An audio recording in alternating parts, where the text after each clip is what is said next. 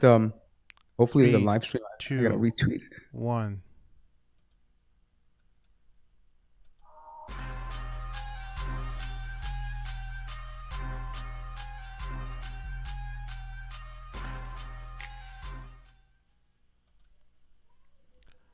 Assalamu alaikum and welcome to the Mad Mamluks. My name is Sim. Along with me is my co-host Mort and Irtiza Hassan out of Bogota, Colombia.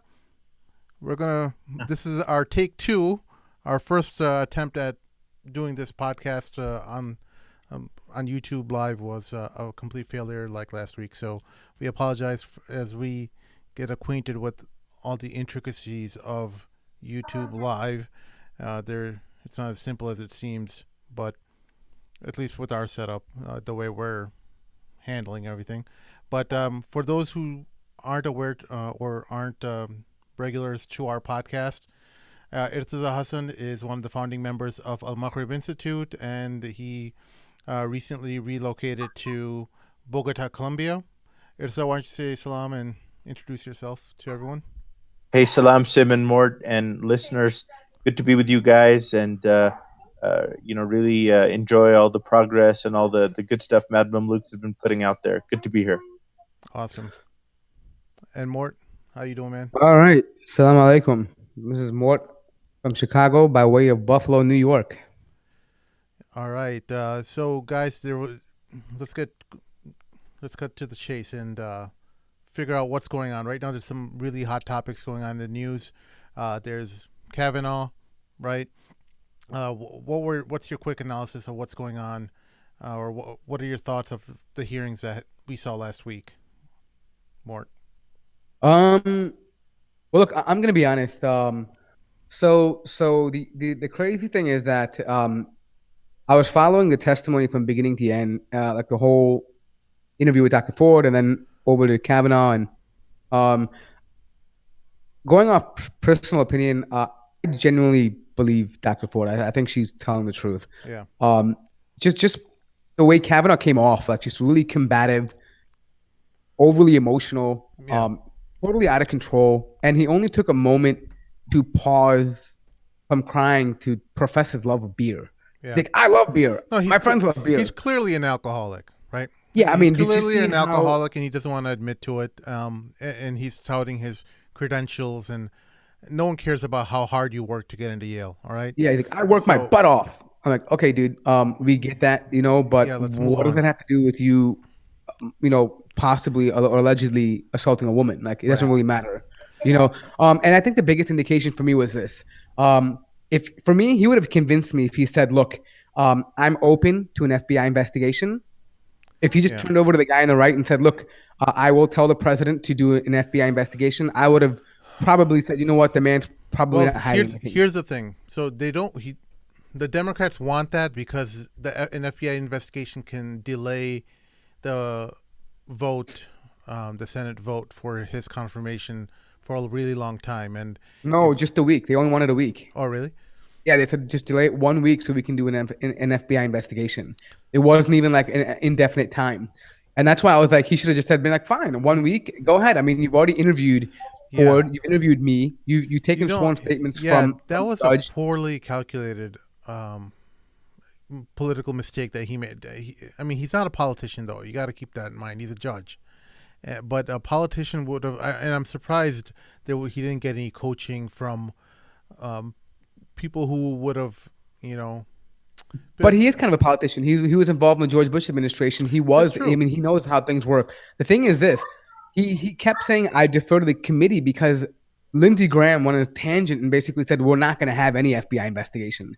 So he knew he didn't. The whole objective was to not have that, right? Because they know that every day that goes on is like a year in terms of politics because you have that much more media scrutiny on you, and it makes it difficult. That's right. And then that Republican Jeff Flake, he flaked out on the Republicans, and they had to delay it. So they knew they couldn't go to a vote because it's so close in the Senate and Democrats. When you go down party lines, every vote matters. What happened? Yeah, exactly. Everything okay? I think he's on mute. Mort, can you hear? Ursa, can you hear us? I can. Okay. Okay, no, I didn't know if you were on mute or not. I saw that. Yeah, I thought Excellent. maybe you were trying to talk or something. So, what are your views? What do you think about this whole Kavanaugh mess and all this Man, stuff? for me, I agree with Mort as well. I just think all these people are saying, and you hear it more on the Republican side or the pro Trump side. They're like, well, at the end of the day, it's going to be he said, she said, and some of the other people she's mentioned were at the party say they don't remember the party, or even the guy Mark Judge is like, I never saw him behave this way, I never saw it happen. But here's the bottom line: this was highly televised. She's very credible.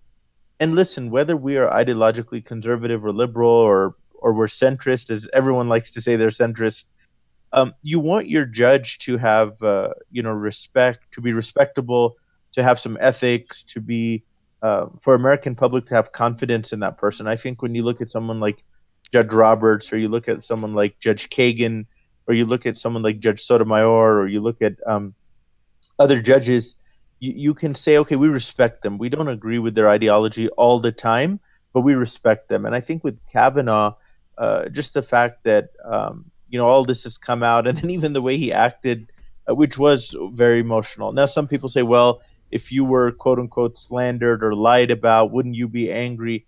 I get that, but the way he was barking at some of the senators, and just the way he came, and at the very least, it came off that if he is Yeah. approved, Well, he would probably be very vindictive against Democrats in the future. Sorry, go ahead, Sim. yeah, he was criticized for being too soft on Fox News. Like he kind of seemed meek when he had an interview with Fox News a couple nights prior to the hearing, and I think he wanted to set an impression where he wanted to, show that he's somebody who's strong, and I think it just went it came off horrible, and that's not the mark he should have left. I think what he should have, if he wanted to play the game, he should have been more empathetic and just really exude empathy towards Dr. Ford. And I think he failed in every respect, and I think that's why I don't see this all working out for him in the end. I think even if he's completely free of any guilt regarding this, it's just there's just too much damage, and I think Yeah, and there's more accusers coming forward, and when you have when you're on your third accuser, I think that there's a problem, right? yeah. I mean, here's how I look at it. So I've been kind of looking into it, and I don't know if the FBI is going to investigate Swetnick. They haven't commented on whether they're going to do that or not.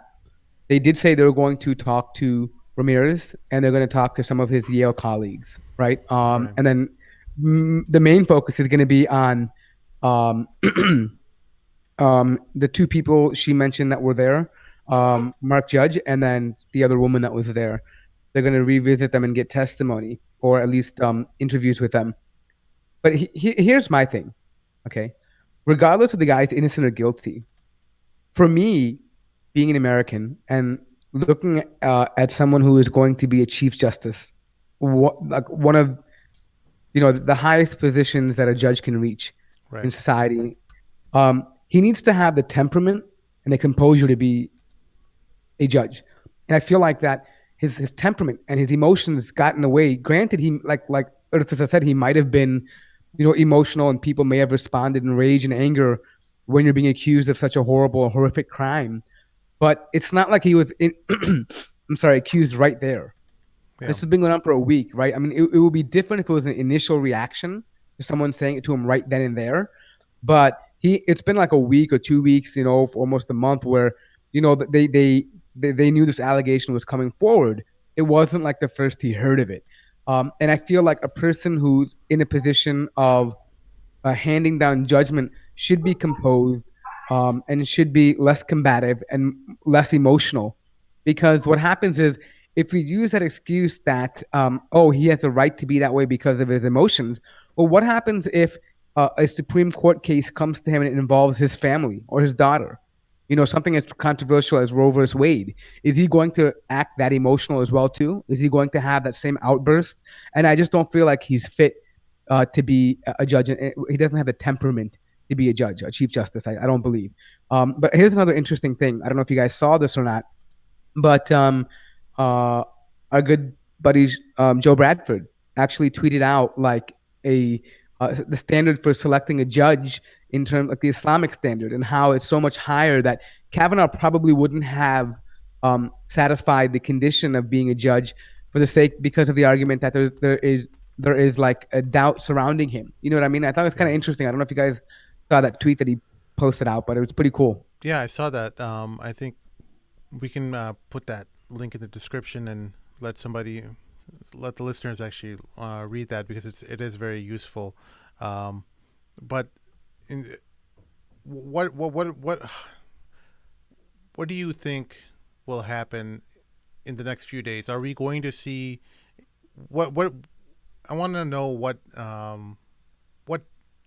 will the FBI analysis be at the end of the day? Is this going to be the same thing that we already saw in the hearings, or I mean, what are we supposed to expect from everything? Why don't you go ahead first, Go ahead. Sim, for me, two things. Looking at some of the early leaks, that it's a limited scope and a limited investigation, and some of that. If I was a betting person, and of course, most of us good Muslims are not betting people, I would say that they're going to come out and say it was inconclusive, and that they investigated, or they tried to talk to key people, and obviously they're not going to have any physical evidence of anything. This is 35, 40 years ago, and then they're going to come out and say that at the end of the day it's so. Then it comes down to, if you thought Dr. Ford was credible, and many people did. I have conservative friends, I have ideologically conservative friends who are Republican, who were saying that they found her credible, they found her honest, and I think several Fox News anchors said that on air in the middle of the day on the daytime news. Yeah. I think Chris Wallace and others. But I'll say this too, guys. This is just, I was talking to my wife, actually. We were just driving in the car, and look, I'm not downplaying at all what Kavanaugh did. I mean, no way. But let's give context. 35, 40 years ago, you were a 17-year-old. She was a 15-year-old. Yeah. Y'all were drinking. Definitely you were drinking. Let's say things got a little crazy, a little stupid. You touched her inappropriately. You continued to, and quote unquote, you tried to disrobe her and all that. That's completely unacceptable behavior. That's assault. That is assault. If you come out early on and said, this was 35 years ago, I was an absolute idiot, I'm ashamed of what I did, it was unbecoming behavior, it was not Christian-like, it was improper, I've regretted it, no young boy should do that, no young girl should have to go through that, I have not done something since then, I apologize to Dr. Ford and to my daughters. And I actually think the American public, overwhelmingly, at least more than 50%, would have come out and said, okay, teenager acting like an idiot, not excusing it, but the fact that he's doubling down. And this, I was laughing at a post by Sim, I think he posted on Facebook about both of them are basically swearing to God that they're right, and the other, she said 100% she's right. He swore to God, which I know these days God doesn't have a lot to do in the government space, but he swore. You can't get more serious than swearing to God. Yeah. She said 100%, she's right. One of them is either lying or just has a terrible memory of what happened that night. So I don't know. That's my take. But I think from the FBI, remember who the FBI reports to? They report to Sessions and Trump. So I think whatever they want this to look like, it's going to look like. I'm not throwing out a conspiracy. I just don't think that they're going to nail him. But I do think that unless it comes out totally clean, they might not get their 51 votes. There's a couple of those Republican senators who just don't feel comfortable anymore. So this thing might sink. Yeah. So something I want to let the listeners know is that we don't play this game of Republican, conservative, Me Too, Him Too movement, whatever it is. We just want to analyze the facts and call it for what it is. We want to be able to, dissect the issues and let you decide for yourself however you want to decide. Now, yes, you're right in that sense that it is a very long time ago. But knowing from, talking to a lot of these type of victims of sexual abuse, that they don't, it's a very difficult thing to talk about, right? And their time for justice sometimes comes out 30 years later.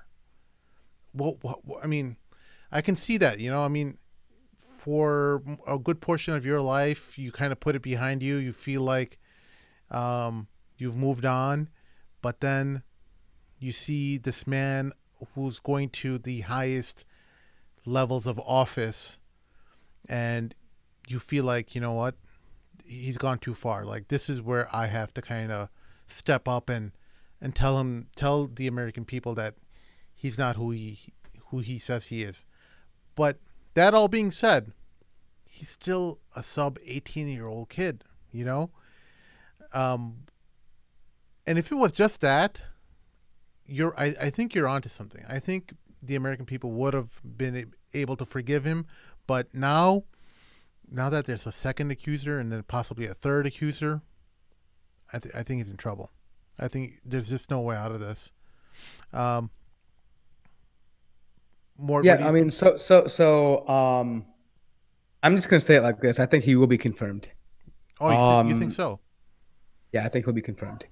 The Republicans really, Republicans, even though you have Flake, right? I think Flake didn't object to it until he was confronted in the elevator. Yeah. Right. And I think generally that Flake probably has a stronger moral compass than the rest of them, meaning more to, and I think it's partly because he knows he's not running again next year, and that he doesn't really have that loyalty to Trump anymore. He kind of openly had that. I don't know if you guys saw that or not, but he had an open, like a declaration where he was announcing his retirement from the Senate, and he mentioned why he is and saying that he doesn't really agree with Trump. Yeah. However, it's about what you can prove, right? And it comes down to he said, she said.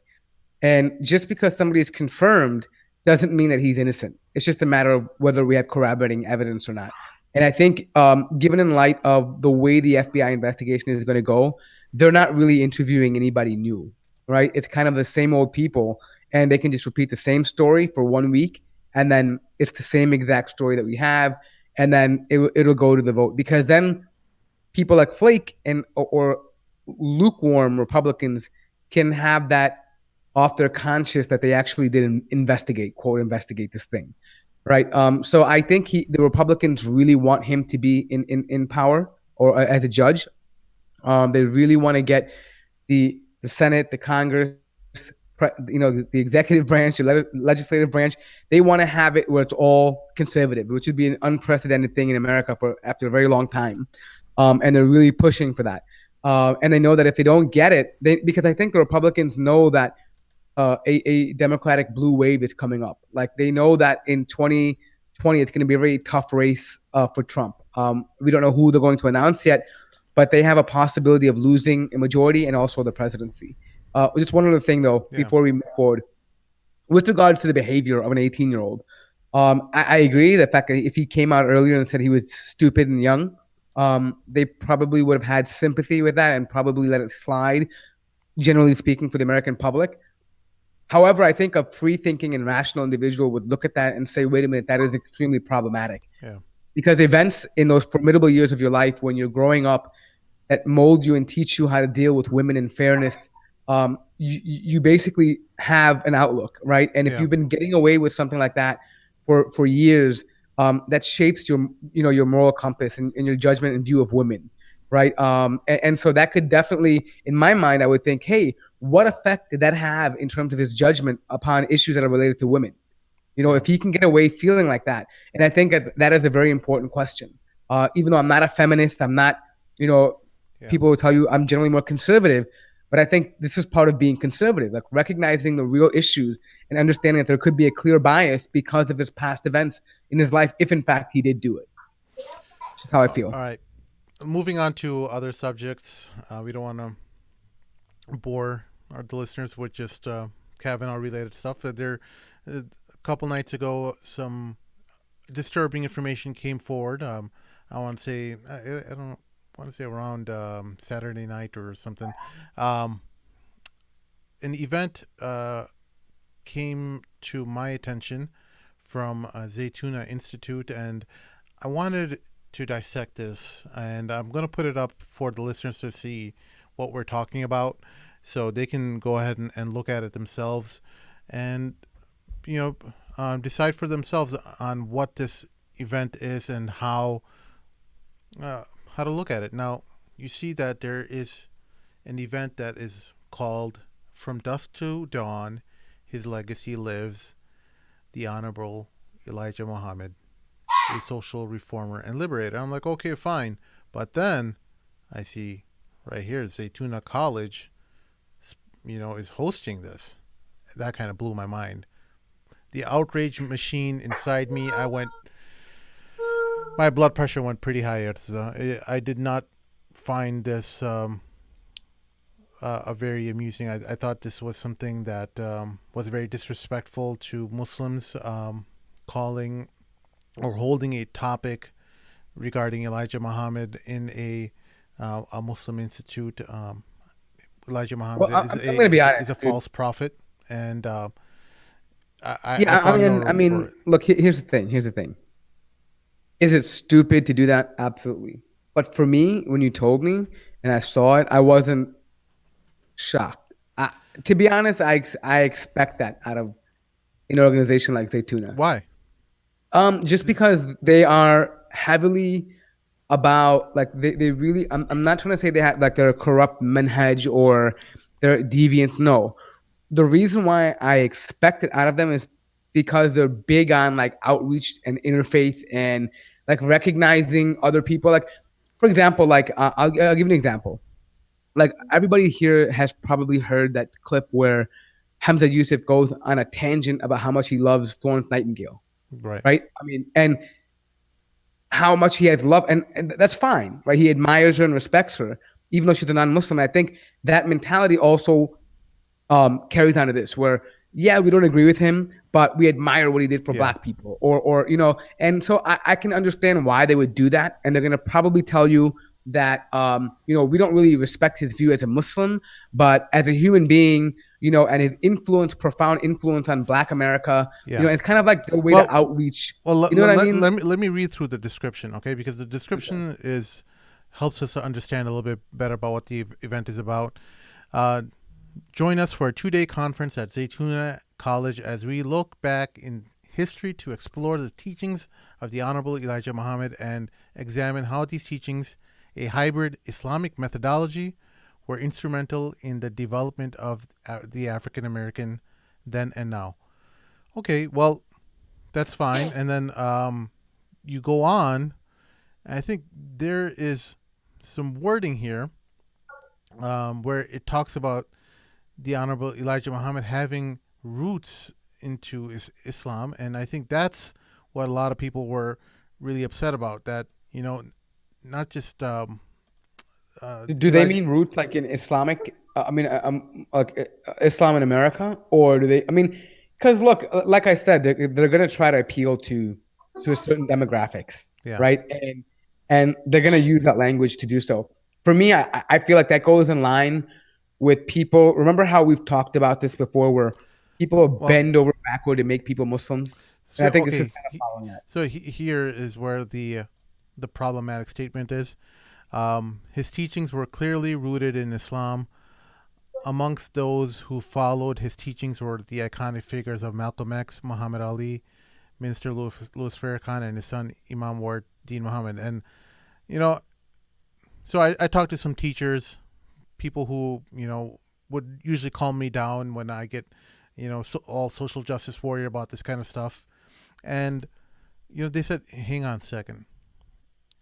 Now, first of all, you have to understand Zaytuna is not an Islamic seminary. It's not one of these types of colleges that are dedicated to raising or creating more students of knowledge. It's an outreach institute. It's really something that is its focus is outreach, like you said, interfaith and all that.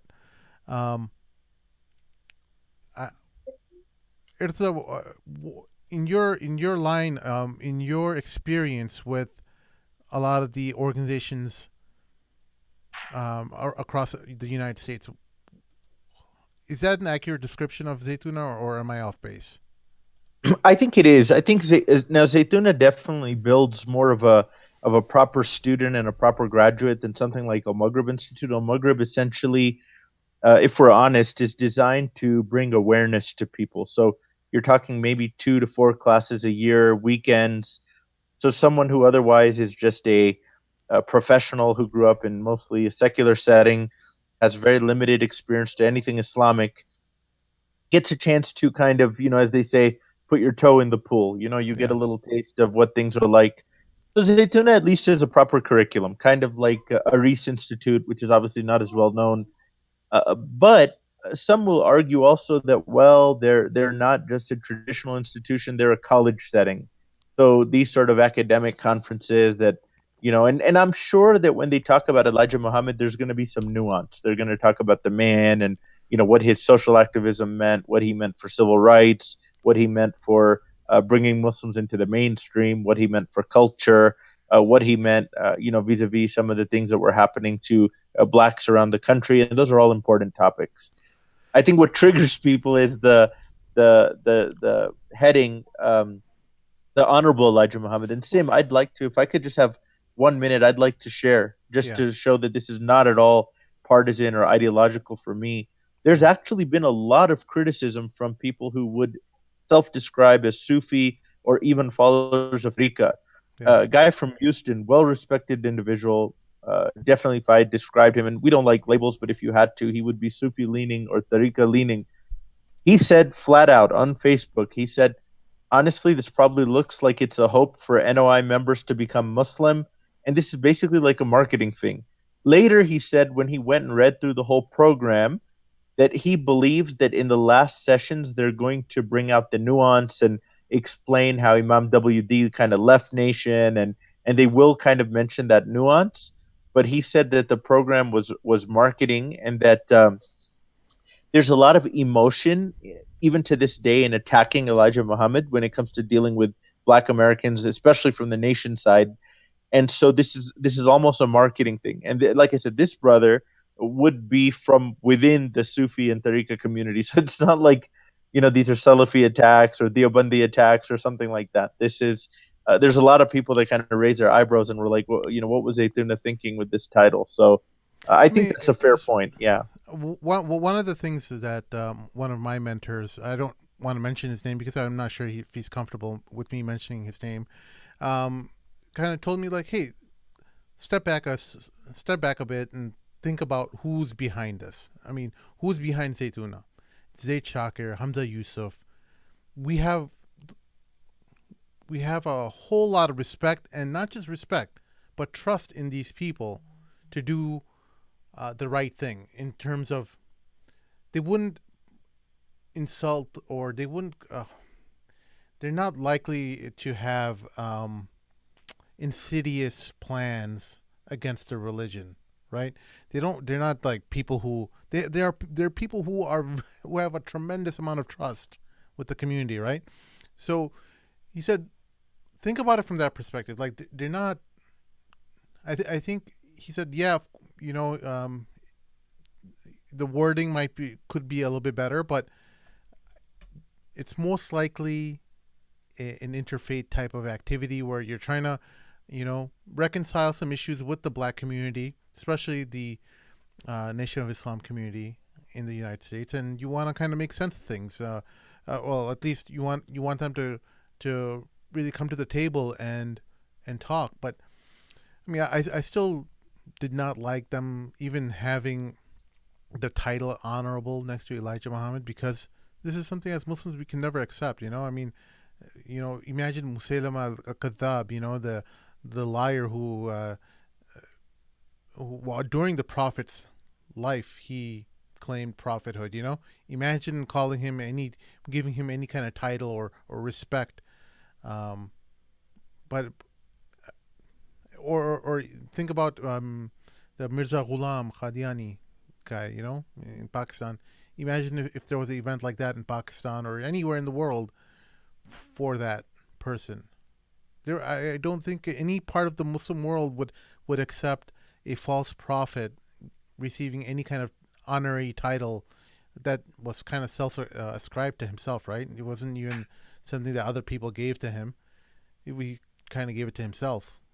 I mean, am I out of line here, or there's like um, a wavelength that most Muslims operate on? You kind of know when you're out of sync with that wavelength, and it seems like just that title, you should know your community a little bit better to know that this is not something that we would stand for. Yeah, I mean, here's the thing. They're probably doing it like he said. It's probably clickbait, right?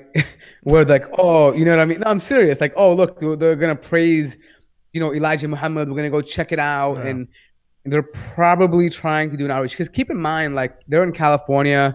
There's a history of social activism. You're talking about the Black Panthers. Rodney King riots. Right, Black America has a solid fund. A historical tie to California in terms of social activism as well too.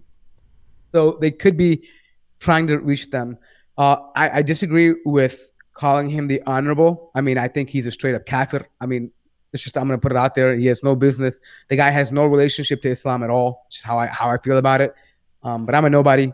But what bothers me is that they don't bring on like somebody who was in that environment and then but as a Sunni Muslim around that environment, for example, like his grandson. Hey, more. Okay, let's just assume you're not black. Well, you're not, right? We don't even have to assume that. You don't get it. Okay, you don't get the dynamics of the African American community. All right, but guess what? Right. You're brown. I'm brown. Irtiza's brown. We know Mirza Ghulam Qadiani. We know that guy. Yeah. Right. He's from Pakistan. He claimed prophethood and he started his own religion separate to Islam that his followers think is the true Islam. But in the widespread the consensus of the Muslim world is that the Qadiani Muslims they're not Muslims. They are out of the fold of Islam.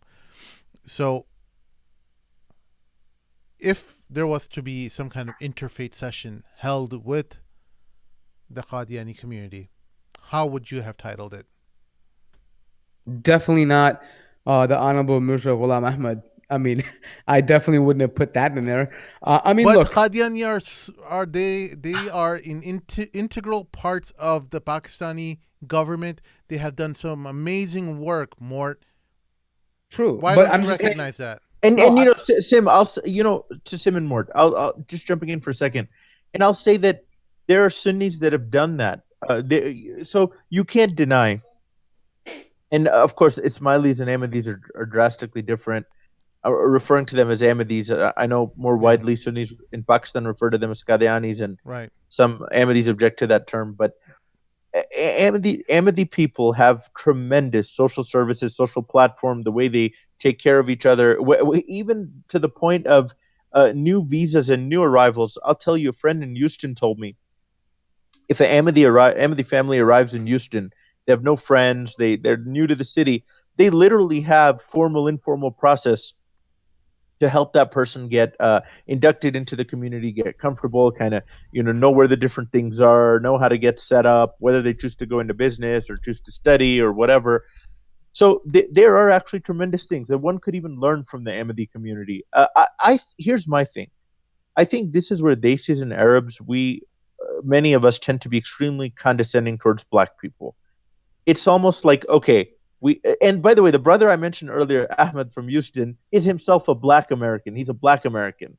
And he's saying that, look, this could just be marketing to play on the emotions of NOI Muslims or NOI people. Because, look, with Ghulam Ahmed, we can mention his positive contribution to social services or government or Ahmadi's involvement in journalism, etc. So many good things. Yeah. Philanthropy, without coming out, while being clear that Ghulam Ahmed, at the very best, if you want to say it mildly, he goes against the entire Sunni orthodoxy and Shia orthodoxy. He is considered by and large a false prophet, and many would use much harsher words that I'll leave here, but they're well documented in Sunni literature. And so with Elijah Muhammad, I'm sure, and again, I don't know what the program details will be. Perhaps they'll go into that, but Elijah Muhammad also had, a lot of negatives and a lot of damage that he caused the Black community, whether we talk about women victims or we talk about just the whole concept of false prophethood and taking advantage of a people and kind of playing on the emotions and stuff like that. So I by the way, I do want to say this, and we all have our own ideologies. Islam in and of its pure form is just so beautiful. But I feel that all the sects kind of play to this, specifically when it comes to Black Americans and minorities. I mean, Salafis do this. They'll take advantage of Black Americans also. You'll see city blacks who come into Islam through the Salafi angle, and then people will play on and introduce them to the harshest type of Salafi views and infighting and debates and rhetoric. And I've seen Black Americans who were Muslim for 20 years, and rather than help them feel the brotherhood or feel the love or focus even on things like Quran or focus on things like helping them get married or just making sure they're comfortable, it'll be all the who are the main innovators and who are the main bad guys, and you see so many Black American converts burn out, or 20 years later they're kind of involved in the same type of argumentation and petty discussions that they were initially. So to be clear, yes, I think Zaytuna is, has raised some eyebrows here. Probably wasn't the best topic. Again, it's probably marketing. But I've seen all sides kind of play on this emotional angle. So, Sim, I think you raise a great question that if this was Ghulam Mirza Ahmed, could we be honest and say positive things about him and the Ahmadis while maintaining that, guess what? He wasn't the prophet of God or the messenger or what. And Ahmadis play with it. They say, well, we don't mean that he's not Khatam al-Nabiyyin, but we just mean that he's another messenger. And there's all these ways to dance around it. But it's a lot of semantics with them as well. And I think it bugs me that we went down that route, that we're brown and we have to talk about our own brown false prophet as opposed to the Black false prophet. I think we kind of just played into identity politics a little bit, and it kind of disappoints me that we had to go down that route. But it worked out. I mean, I wouldn't have even brought that up, man. To be honest, it's a matter of either somebody a Muslim or he's not a Muslim, right? And for me, at the end of the day, but the issue of a false prophet is so. Yeah, but it doesn't matter what color he is. It's not it doesn't matter whether he's Arab, whether he's white, you, but Chinese, or it doesn't really matter. There's dude. people in our community who want to bring that up. I don't care. I mean, I wouldn't even buy into it. If you have a problem with it, screw off. I mean, I don't really care about you, dude. If you're so petty about that you want me to, you prefer to talk about Black things over an actual the sin in a false prophet, I don't want to talk to you anyways. I'll be honest. I mean, if you're that petty and you can't see the bigger picture, I wouldn't even worry about it, Sim, to be honest. And here's my biggest thing. I'm looking at the roster that you posted out there. Yeah. Why don't they have the nephew of or the grandson of Elijah Muhammad, Umar Muhammad, come on and what's the expected goal? Are we supposed to gloss over the fact that he's a false prophet based on? Well, that's the problem. We don't know what to do based on all the work he's done. Let's just say he was Mother Teresa. All right, Mother Teresa never claimed to be a false prophet. All right, so Elijah Muhammad, he may have done a lot of great work, and he may have empowered Black people and gave them all the things that they needed to have to become successful in the ghetto or wherever else. Right? I mean, look at this. Our homeboy right now is in Bogota, right? If you ask people about, Pablo, like, yo, he's a good guy. I mean, in some areas, he probably helped people, right? Yeah, absolutely. In some areas, he was a total criminal. It's fully documented that he did. Yeah, right. But we don't, I mean, you can mention that, but what we look at is the influence he had overall. Was it a positive one or a negative one, right? And when you look at that in terms of a human being, because no human being is ever going to be all evil or all good, right? It's never that way, right? Even people who are not famous, right? Everybody has some good they do. Even a murderer has some good that he does, right? But we don't glorify that in order to make him more mainstream, right? And like I said, I don't know the intention behind Zaytuna. It could be very well what Irtaza said. It could be like a clickbait thing where they just want to draw in the NOI and then later on drop the bombshell and be like, hey, you know what? But Warthi Muhammad switched, his family switched. I mean, these are problems with Orthodox Islam in terms of his views. I mean, maybe that could be the case. Maybe it could be a real life clickbait because you know how it could be a marketing strategy. Like right now on YouTube, people put all sorts of things and it's a clickbait, right? So it could be that kind of strategy. I don't know. But for me, I think a Muslim has to be very careful in using the term like honorable or like, the holy, because what's next, right? Are we gonna say that, are we gonna do a life in history on the noble Drew Ali, who started the Moorish temple science? You know what I mean? Like, are we gonna call them by their names? And I just don't.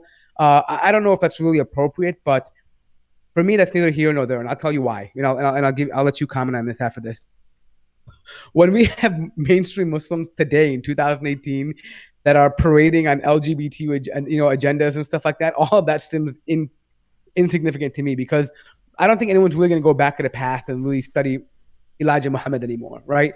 Today in 2018, you have people who are born into Sunni Islam, raised traditional Orthodox, understand that, and they're going out and they're pushing this nonsense on other Muslims. And I think that's more damaging and more appalling than what Zaytuna is doing. In all honesty, that's how I feel about it. Well, it's a difficult subject for me because we have to have some trust and faith in people like Zayd Shaker, who I've met personally. Irsa's met. Irsa, have you? What kind of relationship would you have with Zayd Shaker? You've met him a couple times, I understand. I only at conferences, nothing personally, but back when I was managing he's someone we have a tremendous level of respect and trust, and we have to know that he's not out there to corrupt the religion. It's just what this is right now. This is something that just kind of, when I saw it smacked me, man. I don't understand in what context you could try to make a false prophet, a way, how to build a dialogue with somebody who is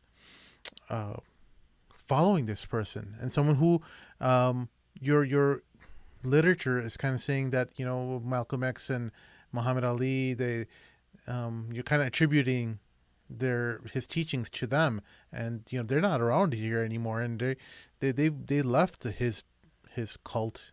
They left that, and they let joined me the ask you something, mainstream. Sim. So let me ask you something. Yeah. Let me ask, since in line with that thinking. So how do you feel about some of these? Some of them, not all of them, but the Shiites that curse the Sahaba and attribute themselves to the Prophet's family and the Imams, and people will say, "Oh, these are our brothers. Let's invite them to speak at our conferences." I mean, one could make the same argument. People who insult the honor of the Prophet by insulting his wives and his companions, and they're invited free flow into a conference, and they're given honorable titles. They're saying, "Okay, come in." I don't think anyone should, whether they're Shia, Sunni, or I get it, but what I'm or saying is that Elijah, it happens, right? I mean, we don't get that enraged when that Right. happens, right? And I feel like maybe because we have so much, I think the reason why this is a problem is because Muslims in America have a strong affiliation with Malcolm X. And we believe that the Nation of Islam ultimately had something to do in the hand of his death. Right. And the fact that by you honoring these people, you're basically crapping on his martyrdom. Is that how I think a lot of people feel about it? That's true. I think there is a lot of suspicion on the Nation of Islam being involved with his death, and I think something. What was? I can't remember the quote that Elijah Muhammad said after Malcolm X was assassinated. He said something about like he shouldn't have. Went against the nation or something like that, or he. And then Louis Farrakhan said, "Well, he's one of ours, so we'll deal with him the way we want to deal with him, and nobody can tell us anything," and things like that, right? So there was a very spiteful and like a message full of vengeance and almost like they were out for blood type of mentality, And I think even to a point where Louis Farrakhan actually came on with the daughters of Malcolm X on a CBS show and did not admit 100% guilt, but did say, "I apologize for any inflammatory remarks that I have made that resulted in the assassination of Malcolm X." So he admits that there's some part of it. So we got some questions in the chat. Some brothers are asking, could they have at least put his name in quotations? Put honorable maybe in quotations. Maybe. I think it would have been much better than what it is right now, right? Yeah, I think I don't see an objection to that. because something that people who are his followers refer to him by. But that's it seems like you're coming off as you remember when the Quraysh, when they met the Prophet ﷺ, they said, we don't want in the name of Allah and the final messenger. They said, we don't recognize this as part of your title. Like, wasn't it in Hudaybiyah, Mort? Yeah, actually, the Quraysh did not recognize. They said remove Rasulullah from the title. So So Ali the radiallahu Quraysh didn't recognize that. Yeah. But we as Muslims in this country are recognizing his title of honorable. Does that make sense to you? But then there's another person who is, I think there's a brother Checkmate is asking, other than honorable, which seems to be used as part of his title, what else is wrong with the description? I think we put it up, honorable. Maybe you joined the chat a little bit late, or the conversation a little late, but we talked about some of the descriptions that we had in the description. Maybe we can highlight it for him. But Okay. there are things that, in terms of the language related to this, that a lot of people did not like, and I put it up right now. Yeah, for example, like terms like hybrid Islam I and mean, his influence. teachings were clearly rooted in Islam, and yes, there were some teachings, right? I mean, there's a lot of it's nonsense, but there's some of it is Yeah. So, maybe. so I think they could have said that he was influenced by Orthodox Islam, Yeah. and that would have been probably a little bit of a better way to pitch it. But Are we when, being once nitpicky, Mort? I don't know. I think we are in a way. I'll tell you why, because I don't know the intention behind Zaytuna. It Yeah. could be complete like what Urtza said, right? To me, I will have to wait until they get done with the event and we'll see what material comes out. It could be an entire outreach for dawah. It could be. You never know, Yeah. right? And we have to presume their innocence until they do something which is actually, they're guilty of, Right. But I think the problem with the word rooted is that when you say rooted, it means that it's founded and it is embedded. You know what I mean? Like it's kind of like the core of Islam. And I don't think it's true, because one of the core principles of Islam is that, ما كان محمد آباء أحد من رجالكم ولكن رسول الله وخاتم النبيين, meaning he is the end. Muhammad is not the father of any of your men, but he is a messenger. And he is the final of the prophets, right? The finality of it. And that is a core principle within the Quran, within Islam. And so how could he be rooted within Orthodox Islam if that second part of the Shahada he doesn't recognize? Right. You know what I mean? Like it's kind of hard to make that parallel with Elijah Muhammad and Orthodox Islam. And I think that's where people might have a bit of a problem with it. All right. Any other questions, guys? Go ahead and shoot it our way as we wrap up the podcast for tonight. Yeah, but I mean, look, we were not team Hamza Yusuf and Zaid Shakir. We're not anti them. We like to evaluate things for what they are and try to dissect it and make sure that we're understanding them correctly and the message. But we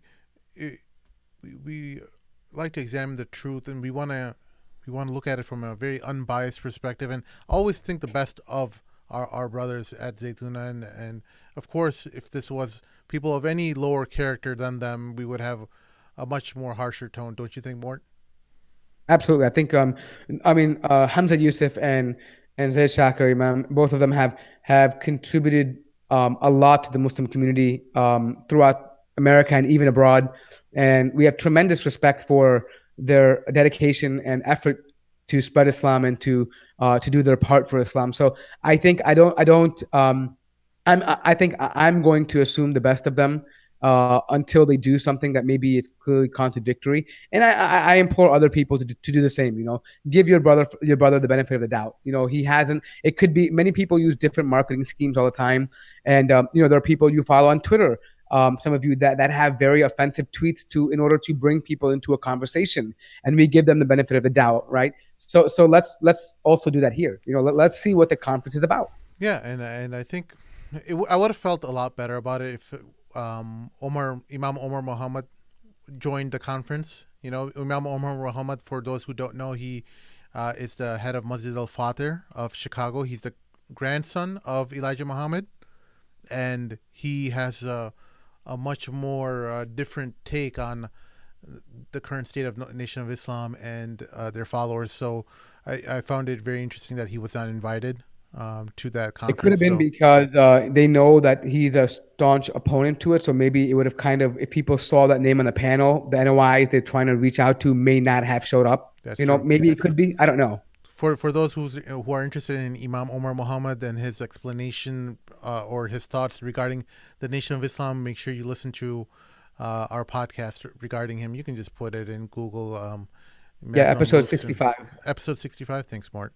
Yeah, episode 65. Check it out, and you'll. I think you will come away with a much better understanding regarding the Nation of Islam and its founding fathers. It's any closing thoughts? No, guys, really good to be on here tonight and, Yeah. and just to carry the conversation forward. I also agree that this wasn't ideological about Zaytuna. There are many, Salafi and Deobandi and progressive programs that use careless titles. I do think in their actual program there will probably be more nuance. At the very least, they've probably heard some of the criticisms now on social media and beyond, even from their own followers or people who frequent their program. So I think they'll probably address it. I think again, I do agree with the brother Ahmed that this probably was a marketing thing and kind of taking that soft and reverential tone. So that's all from my end. Always good to be with you guys, and Yeah. for myself, good night and assalamu alaikum. All right. Thank you. It's Mort. Any closing thoughts? No, just make sure you subscribe, follow us, like us, make sure you spread the word and join in on YouTube live for us. Because you guys get to interact with us. Unfortunately, right now the text is building up, but we're gonna be wrapping up right now. So Yeah. get here early next time, guys, so we can actually get to your comments and interact with us. You know what I mean? No, they might have been here early, but we kind of had some technical issues Could as be. usual. Yeah. So we apologize. We'll try to let's make figure this sure out. that we come earlier, and we'll make sure that everything's smooth sailing from next week on. All right, guys. Alrighty. Really appreciate you guys. Make sure you like and subscribe to the channel. Make sure you let people know about us and help this channel grow. The podcast is doing great, but the YouTube channel is new, so we're relying on you guys for support here. Make me famous. Just kidding. Visit our sponsors below, minewasia.com. Who else? halfardeen.com. If you're interested in marriage. So we've got an announcement about that coming up very soon as well, too, right? Sim, I don't know if you want to drop that now or later, but we're going to be releasing an episode about Halfardeen, and then hopefully, inshallah, we'll have some kind of a announcement ready to go for you guys. But if that's it, for my co-host Mort and Irtiza out of Colombia, my name is Sim. Assalamu alaikum. Assalamu alaikum. Wa alaikum assalam wa rahmatullah.